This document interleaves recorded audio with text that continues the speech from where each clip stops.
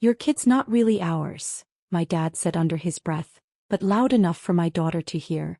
Her hands froze over her plate. No one corrected him. My husband looked around the table and said one sentence that made my sister drop her wine glass. That night the group chat exploded. My dad? He was the first to beg.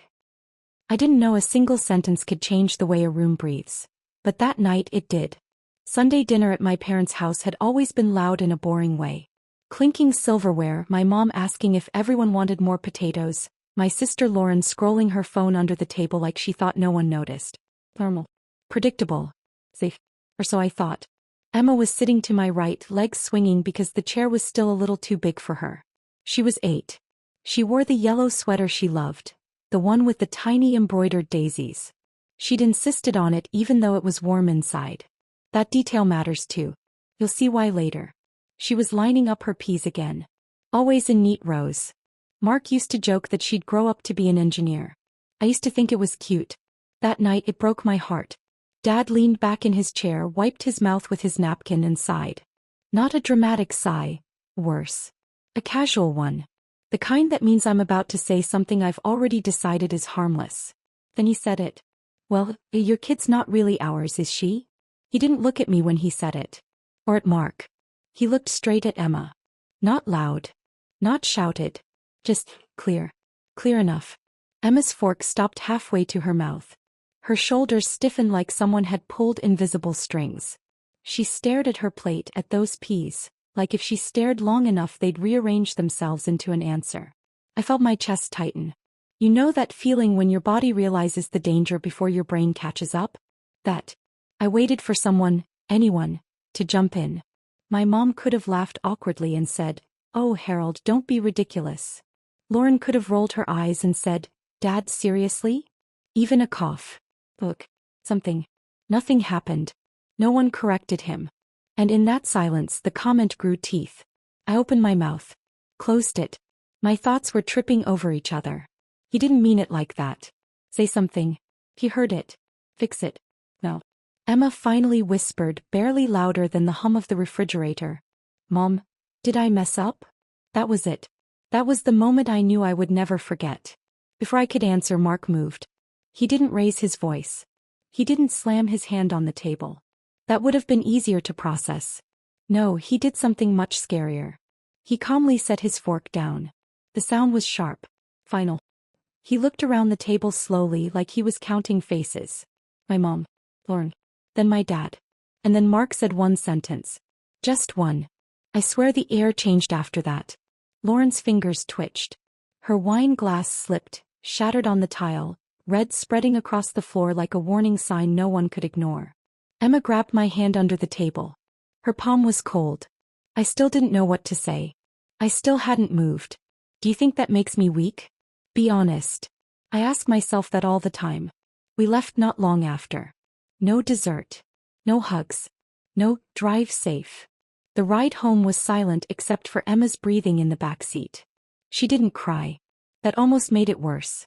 That night, after she fell asleep, my phone started vibrating. The family group chat. The one called Sunday Crew Red Heart. Messages came fast. Accusations. Backpedaling. You misunderstood. That's not what he meant. Can we talk about this like adults? And then, unexpectedly, my dad typed. Not a joke. Not a defense. By midnight he was begging. But before I tell you why, before I tell you what Mark said and how it shifted everything, I need to ask you something. If a child hears something that cuts them, and no one corrects it, who's really responsible? Because next I'll tell you about the sentence that broke my family's illusion, and what it forced all of them to finally admit. I used to believe that if someone crossed a line, the right response was to raise your voice so they'd hear you. That night taught me something different. The drive home felt endless. Streetlights passed in slow, yellow blinks, like the world was pretending nothing had happened. Emma sat in the back seat, knees tucked up, forehead against the window. She traced invisible shapes on the glass with her finger, over and over, like she was erasing something she didn't want to keep. She didn't cry. She didn't ask questions. That scared me more than anything. When we got home, Mark didn't say a word. He unbuckled her, lifted her like she was still a toddler, and carried her upstairs. I followed, numb. He tucked her in, pulled the blanket up just right and brushed her hair back gently. Then he said quietly, like it was the most obvious truth in the world. You belong with us, boys. No matter what anyone says. Emma nodded. Just once. Like she accepted it, but also like she was filing it away just in case she needed to remember it later. After she fell asleep, I finally fell apart. I slid down the hallway wall and cried into my hands. Not loud. Not dramatic. The kind of crying where your chest hurts and you don't even realize you're shaking until someone notices. Mark stood there, jaw tight, like he was holding himself together with willpower alone. Why didn't you say more? I asked him. Why didn't you yell at him? Why didn't you make him take it back? Mark looked at me for a long second and said, because yelling would have given him something to argue with. Then he added, what I said? He can't argue with that. That's when it hit me. I hadn't actually heard the sentence at the table. I'd felt the reaction but not the words. So I asked him. Mark had looked straight at my dad, calm as ice, and said, then we're done pretending you're her family. That was it. One sentence. No insults. No explanations. No room to wiggle out of it. A statement, not a threat. That's why Lauren dropped her wine glass. She didn't drop it because she was shocked, she dropped it because she understood. She knew Mark wasn't bluffing. She knew he wasn't trying to scare anyone. He was drawing a line so clean it couldn't be misunderstood. My dad laughed when he heard it. A short, uncomfortable laugh. Oh, don't be dramatic, he said. That laugh told me everything I needed to know. He still thought he had control. He still thought we'd calm down, apologize, and smooth it over like always. But Mark didn't respond. He didn't defend himself. He stood up, picked up Emma's jacket, and waited for me. And for the first time in my life, I chose him and my child without hesitation. Then came the group chat. You know the one. The family chat with the heart emojis and inside jokes and passive-aggressive silence. By 9:17 p.m. Lauren typed. You guys really overreacted. By 9:19 p.m. Dad didn't mean it like that. By 9:24 p.m. She's just sensitive. That message made my hands go cold. She wasn't me. She was my 8-year-old daughter. I typed. Deleted. Typed again. Deleted again. My thoughts were screaming but my fingers wouldn't cooperate. Mark gently took my phone and said, let them talk. They'll show us who they are. And they did. My mom sent a sad emoji. Not a sentence. Just a symbol like that counted as accountability. Then my cousin Denise, who'd always been quiet but observant, finally wrote. I heard it. It wasn't okay. Bless her. Truly. Then at 11:48 p.m. my dad typed. Everyone needs to calm down. And right after that. I didn't think she'd hear it. I stared at the screen. Didn't think she'd hear it. As if the issue was volume. As if the thought itself wasn't rotten. I finally replied with one line. She heard it. And she understood it. Silence. No typing bubbles. No reactions. 12 minutes later my dad messaged me privately. I didn't mean to hurt anyone. Please don't do this. Don't do what? Protect my child. Refuse to pretend? Stop letting him define who belongs? He called. I let it ring. And that's when something shifted inside me. I wasn't sad anymore. I was angry. Because this wasn't new. This wasn't a slip. This was just the first time Emma was old enough to be wounded by it. I realized then, I wasn't going to explain myself. I wasn't going to argue my daughter's worth. I was going to show them what life looked like without access to her. Distance. Quiet. Consequences. In the next part I'll tell you what happened when we skipped the next mandatory family gathering, and why my sister showed up at my door uninvited, eyes red, saying, you don't understand what you've started. And tell me honestly, do you think boundaries feel cruel only to the people who benefited from you having none? I really believed the silence would teach them something. I believed wrong. The next move didn't come as anger or apologies. It came as assumption. On Friday morning my phone lit up with a familiar notification. Sunday dinner, 5:30 p.m. Don't be late. No question mark. No, hope you can make it. No acknowledgement of what had happened. Just an expectation. I stared at the screen longer than I should have. My stomach didn't knot this time. It hardened. We didn't go. We didn't text. We didn't call. We simply didn't show up. That Sunday, Emma sat on the living room rug coloring unicorns while Mark fixed the loose hinge on her bedroom door. Ordinary noises. Safe noises. I remember thinking this is what choosing peace feels like. At 6:43 p.m. my phone buzzed. Lauren, I'm outside. No question. No warning. When I opened the door, she stepped past me like she owned the place. Her eyes were rimmed red, not from crying but from stress. The kind that makes people say things they shouldn't. You don't understand what you've started, she said immediately. Started. I crossed my arms. You want to explain that? She sank onto the couch, rubbing her temples like she had a migraine. Dad's talking about the will. There was not remorse. Not reflection. Money. She rushed on before I could respond. He's saying if you're cutting him out of Emma's life, then he needs to rethink certain commitments. College funds. Holidays. Support. I laughed. I didn't plan to, it just came out. Bitter. Is he threatening my child with poverty? Lauren flinched. He's emotional. Oh. He was calculating. In my family, money had always been love's understudy. Help came with opinions. Gifts came with expectations. And inheritances? Those were the ultimate leash. Mark walked in midway through her explanation, listened quietly, then asked one question. Does he think we still take his money? Lauren froze. That told me everything. You see, my dad had built his authority on an outdated assumption. Years ago, when Emma first came home to us, we'd quietly stopped accepting financial help. No just-in-case money. No emergency checks. We wanted clean lines. My dad never noticed, because control only matters when you think it's being used. That night, after Lauren left in a huff, Mark and I sat at the kitchen table long after Emma was asleep. What if he really cuts you out? I asked. Mark didn't hesitate. Then nothing changes. Then he said something I didn't expect but needed. If money is the only way he knows how to matter, then taking it away is the only boundary he'll feel. So the next morning I sent a message. Calm, polite, unemotional. The kind that terrifies controlling people the most. For clarity, Emma will not receive money, gifts, or future financial support from you. Not now. Not later. That way there's nothing to threaten or take away. I sent it and put my phone face down. 10 minutes later it rang. I didn't answer. An hour later the family group chat detonated. My mom. Why are you doing this to us? Learn. You're blowing this up for no reason.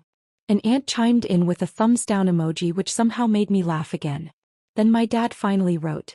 You're really willing to throw away your inheritance over a misunderstanding? That sentence told me more than anything else.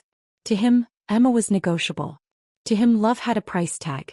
To him, compliance was worth more than connection. I typed one reply. Just one. I'm not throwing anything away. I'm choosing my daughter. The chat went quiet. That's when the calls started. That's when the tone changed. Because suddenly he was the one being cut off. Not from money. From access. From influence. From the role he assumed he'd always have. In the next part I'll tell you what happened when my dad realized financial power didn't work. And why he showed up unannounced, not angry, but scared. And tell me, when someone only values you when they can control you, is losing them really a loss at all? I didn't expect him to come to my house. Not after the messages. Not after the silence. And definitely not after he realized money didn't scare us. It was a Tuesday afternoon, the kind of quiet day that used to make me anxious but now felt earned. Emma was at school. Mark was at work. I was folding laundry and listening to the dryer hum, thinking about absolutely nothing. Then the doorbell rang. Once, twice, 3 times. Not polite. Not patient. I knew it was him before I even checked. My dad stood on the porch without a jacket, hands shoved into his pockets, shoulders stiff. He looked smaller. Not helpless, just uncertain. Like a man who showed up without his usual tools and wasn't sure what to do with his hands. I didn't open the door right away. I stood there longer than necessary, just breathing. Realizing something important. He was waiting on me. When I finally opened the door, I didn't invite him in. What do you want? I asked. No greeting. No pleasantries. He swallowed. That alone shocked me. We need to talk, he said. Still avoiding ownership. I already said everything I had to say, I replied calmly. He nodded too fast. I know. I didn't think you were serious. There was. Not I was wrong. Not I'm sorry. Surprise. He tried to step forward. I didn't move an inch. His eyes flicked past me, scanning the house. Instinctively. Looking for Emma. She's not home, I said. That landed harder than anything else I'd said so far. His jaw tightened. You didn't have to make this about money, he said, irritation creeping into his voice. I almost laughed, but I didn't. You did that, I said. You did it when you decided love came with conditions. That's not what I meant, he snapped, then immediately softened his tone. Families help families. I tilted my head. Only the ones you approve of? That stopped him. Really stopped him. For the first time I saw it. Fear. Not anger. Not pride. Fear. The kind that comes when someone realizes the ground rules changed and no one asked them first. You're punishing us, he said quietly.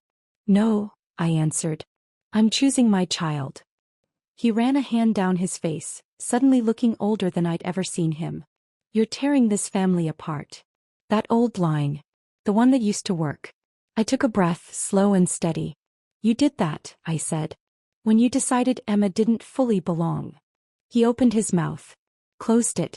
Then finally said something close to the truth. I don't know how to fix this. Not an apology. But honest. You start by understanding this, I told him. You don't get automatic access to my daughter.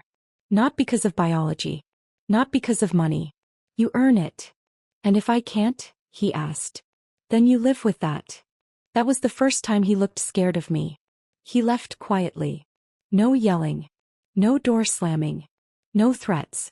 That alone told me everything had shifted. Later that evening my mom called. Crying. Saying she just wanted things back to normal. I told her normal meant safe. She didn't know how to respond to that. Lauren texted. Dad's really struggling. I stared at the screen for a long time before typing back. So did Emma. That night Mark asked me if I felt guilty. I thought about it. Really thought. No, I said. I feel steady.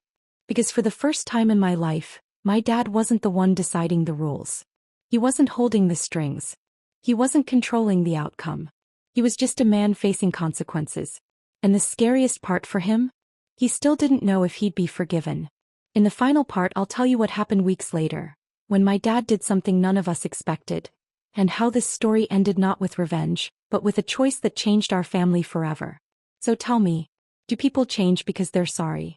Or because they're afraid of losing what they can no longer control? I didn't hear from my dad for 3 weeks. And this time the silence didn't feel heavy. Felt earned. No surprise calls. No guilt-laced texts. No messages passed through my mom or Lauren. Just space. Emma stopped asking about them after the first week. She went back to being 8, dramatic about bedtime, obsessed with pancakes, deeply offended if anyone touched her stuffed bear without permission. I watched her closely, waiting for the other shoe to drop. It didn't. One Friday afternoon, Mark came home holding an envelope. Plain. Cream-colored. No return address. But I recognized the handwriting immediately. My dad's. My stomach flipped, not with fear but with curiosity. I sat at the kitchen table and opened it slowly, like rushing might undo something fragile. It was handwritten. 3 pages. Neat. Careful. The first line stopped me cold. I was wrong. Not, I'm sorry you misunderstood. Not, I didn't mean it that way. Wrong. He wrote about how he was raised. How belonging was measured by bloodlines and obedience, not care. How money had always been the language of authority in his world. How he'd never questioned that system, just inherited it and enforced it. Then came the part that mattered most. I realized I was more afraid of losing control than of losing my granddaughter. And when I saw that written down, I didn't like who I'd become. I read that sentence 3 times. At the end there were no demands. No pressure. No timeline. Just this. If I'm allowed to try again, I will do it on your terms. If I'm not, I will respect that. I cried, not because it fixed everything but because for the first time he wasn't trying to win. A week later we met at a park. Neutral ground. Fresh air. An exit if anyone needed it. Emma played on the swings while Mark stood beside me. My dad arrived early and stayed near a bench, hands clasped behind his back, like he didn't trust himself to move wrong. He didn't rush her. He didn't call her name dramatically. He waited. When Emma ran past him, he said gently, "Hi, kiddo." She stopped. Looked at him. Really looked. "You hurt my feelings," she said simply. No anger. No tears. He nodded. "I know. And I'm sorry." No excuses. No explanations. She thought for a moment, then said, "Okay. But don't say things like that again." "I won't," he replied. "Ever." Then she ran back to the swings like the conversation was finished. And it was. Later my dad asked if he could walk with me. Just us. "I changed the will," he said quietly. "Everyone's equal. Emma included. Not because you asked, but because I needed to fix what I broke." I told him it wasn't about money. "I know," he said. "That's why this time it isn't leverage. We're not magically perfect now. We're careful. We talk more. We correct things immediately. My dad listens more than he speaks, and when he messes up he owns it." Me. I learned that boundaries don't destroy families. Silence does. Emma learned that belonging isn't something you beg for. And my dad learned that love without conditions isn't weakness. It's the only kind that lasts. So here we are. Still a family. Just a better one than before. And I'll ask you one last question. Be honest. Do you think people change because they're afraid of losing everything? Or because, finally, they decide something matters more than control? Either way, it's time we chose love.